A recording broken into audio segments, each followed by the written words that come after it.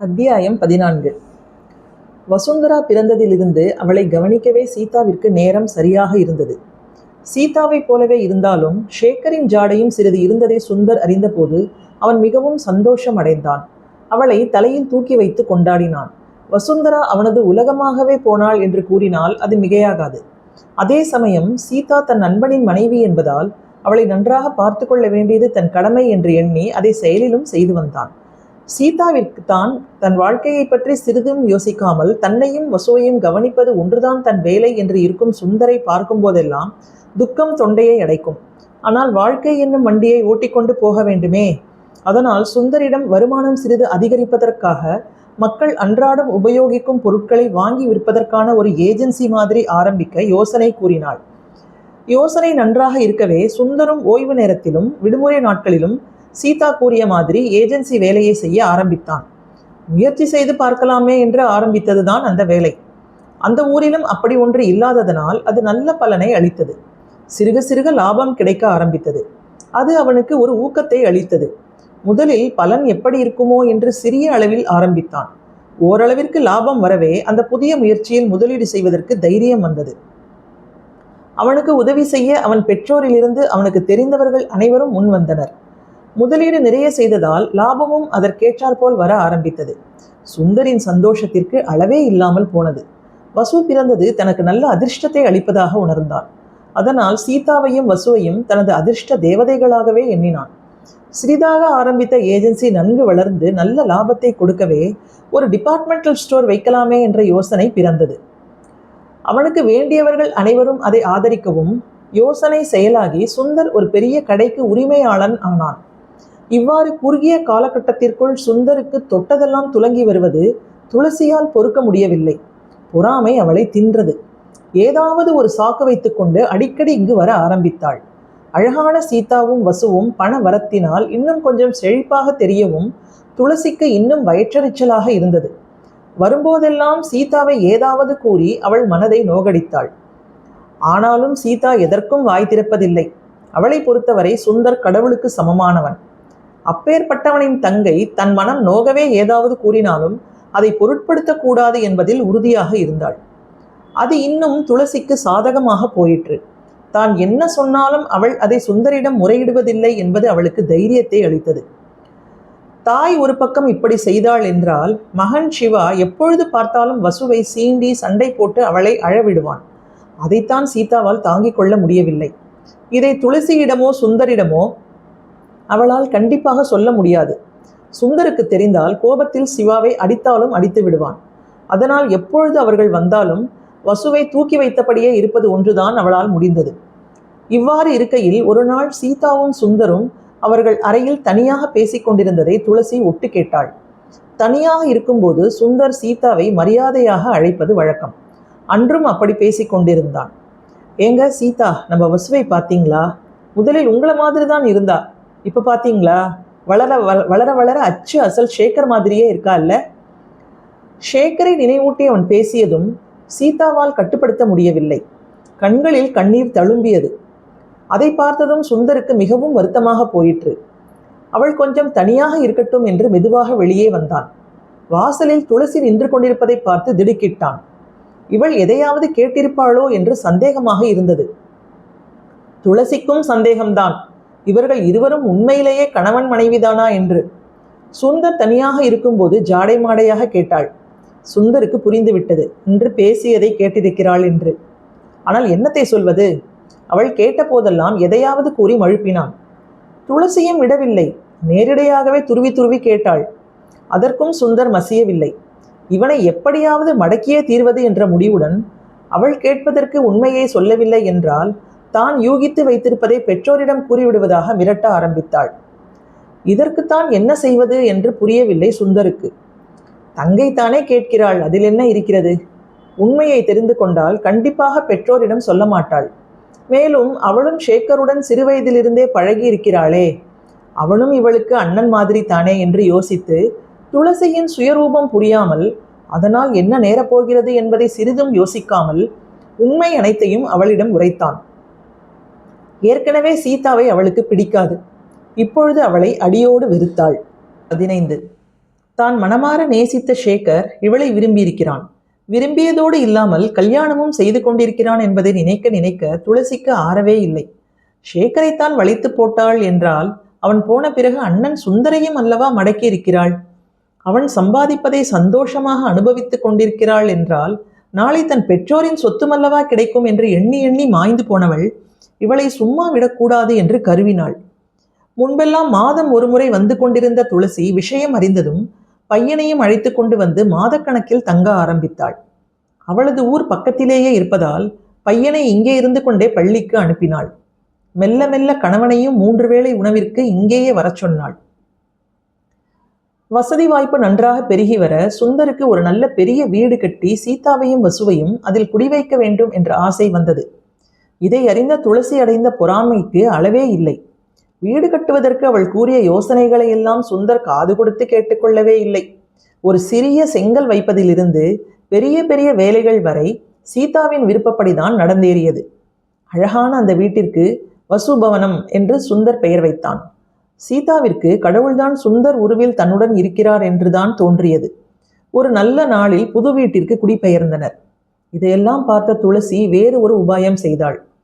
தன் கணவனுக்கு வேலை பார்க்கும் இடத்தில் தொந்தரவு அதிகம் இருப்பதாகவும் சம்பளமும் மிகவும் குறைவாக கொடுக்கிறார்கள் என்றும் சுந்தரிடம் கூறி அழுதாள். அதை கேட்ட சுந்தருக்கு அவளை பார்க்க பாவமாக இருந்தது.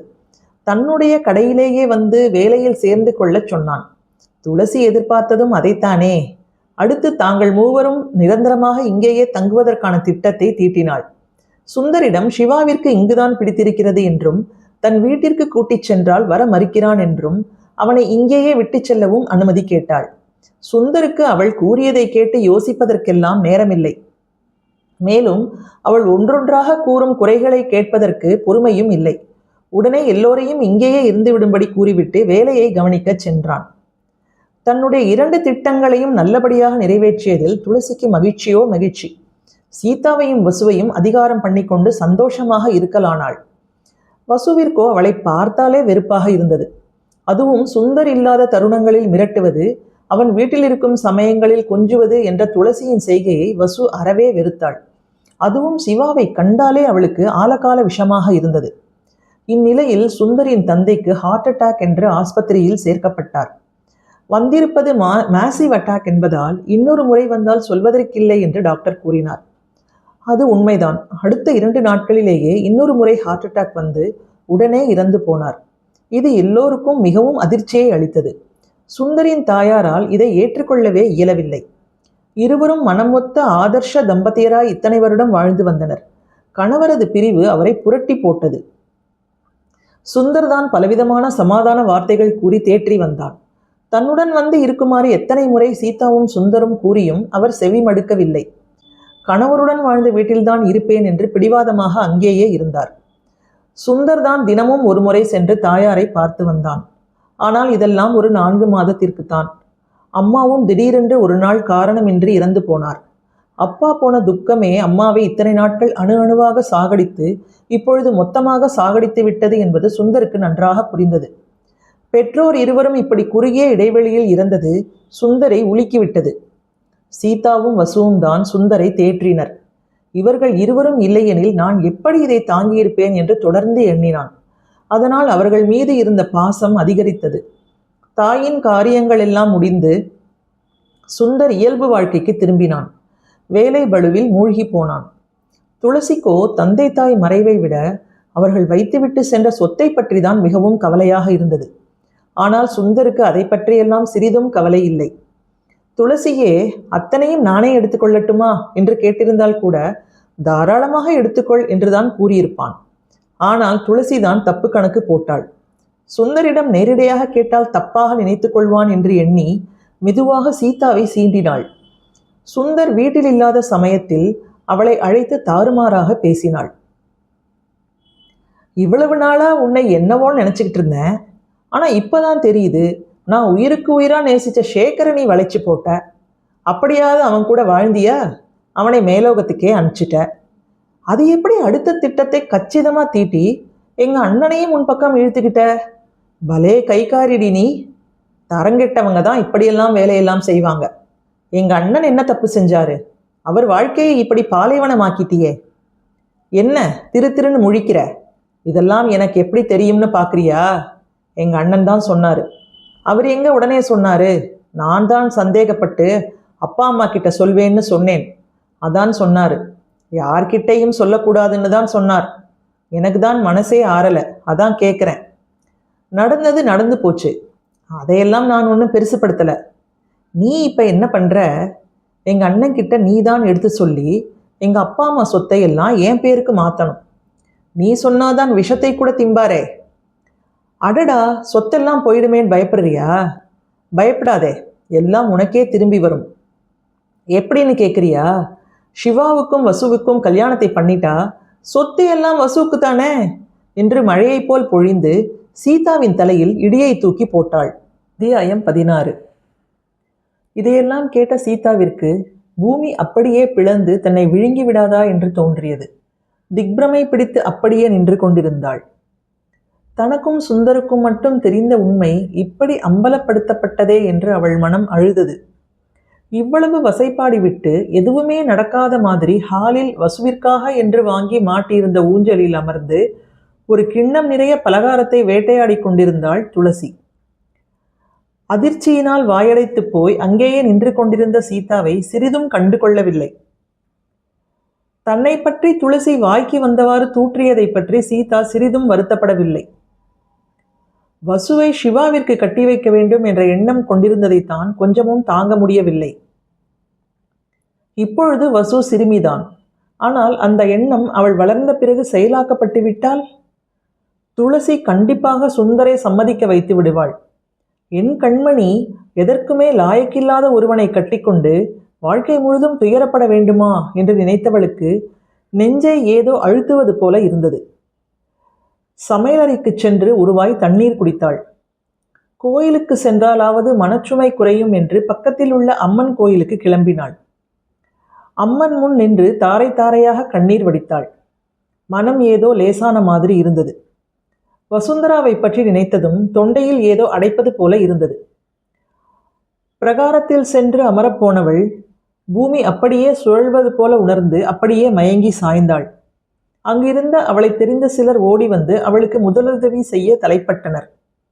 ஆனால் எதுவுமே சரிப்பட்டு வராமல் போகவே அவளை ஆட்டோவில் ஏற்றிக்கொண்டு ஆஸ்பத்திரியை அடைந்தனர். அதற்குள் அவள் காதிலிருந்தும் மூக்கிலிருந்தும் ரத்தம் வருவதை பார்த்த டாக்டர்கள் அவளை உடனே தீவிர சிகிச்சை பிரிவில் சேர்த்து தீவிர சிகிச்சைக்கு ஏற்பாடு செய்தனர். அதற்குள் சுந்தருக்கு செய்தி எட்டிவிட அவன் பதறிக்கொண்டு ஓடி வந்தான். ஆனால் அதற்குள் எல்லாம் கைமீறி போய்விட்டது. மானமுள்ள மனுஷி போயே சேர்ந்து விட்டாள். தன்னை இதுவரை ஆதரித்த கடவுள் தன் குழந்தையையும் ஆதரிக்கும் என்று கவலையில்லாமல் போய்விட்டாள் போலும்.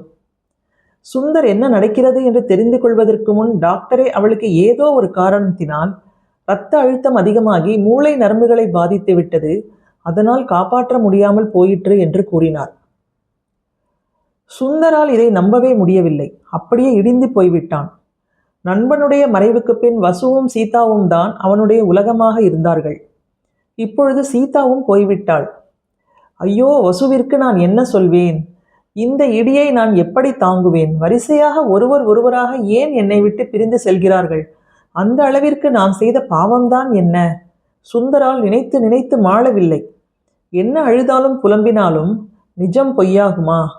பொய்யானால்தான் எவ்வளவு நன்றாக இருக்கும் என்று மனது கிடந்து ஏங்கியது. இதை அறிந்ததும் துளசிக்கும் அதிர்ச்சியாகத்தான் இருந்தது. தான் கூறியது அவள் உயிரையே பறித்துவிட்டதை புரிந்து கொண்டாள். சற்று நேரத்திற்கு பிறகு அதிர்ச்சி மெல்ல பயமாக மாறியது. சுந்தருக்கு நடந்தது தெரிய வந்தால் என்ன ஆகும் என்று அவளுக்கு அச்சமாக இருந்தது. நான் என்ன இல்லாததையும் பொல்லாததையுமா சொன்னேன்? உள்ளதைத்தானே சொன்னேன். என்ன, சுந்தர் யாரிடமும் சொல்ல வேண்டாம் என்று சொல்லியிருந்தான். நான் சீதாவை கேட்டுவிட்டேன். இதில் என் தப்பு என்ன இருக்கு?